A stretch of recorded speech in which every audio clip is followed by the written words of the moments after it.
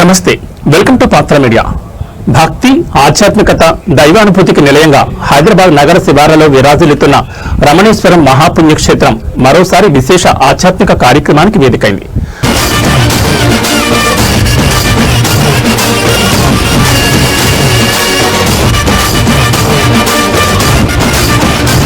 సనాతన ధర్మ పరిరక్షణకు కట్టుబడి ఉన్న విశ్వ హిందూ పరిషత్ ఉన్నత స్థాయి నాయకుల బృందం ఈ పవిత్ర క్షేత్రాన్ని దర్శించి పరమేశ్వరునికి ప్రత్యేక పూజలు, అర్చనలు నిర్వహించి లోకక్షేమాన్ని ప్రార్థించారు.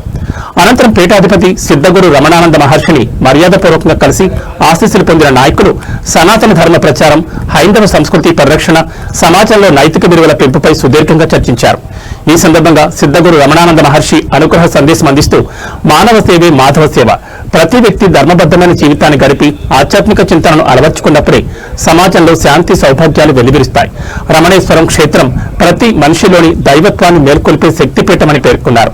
విశ్వ హిందూ పరిషత్ కేంద్ర సంయుక్త కార్యదర్శి గుమ్మళ్ల సత్యంజీ మాట్లాడుతూ ఒకే ప్రాంగణంలో 1000కి పైగా శివలింగాలు, శ్రీచక్రాలు ప్రతిష్ఠించబడిన ఈ మహాపుణ్యక్షేత్రం సనాతన ధర్మ వైభవానికి సజీవ సాక్ష్యమని, ఆధ్యాత్మిక చైతన్యాన్ని సమాజంలో విస్తరింపజేస్తోందని కొనియాడారు.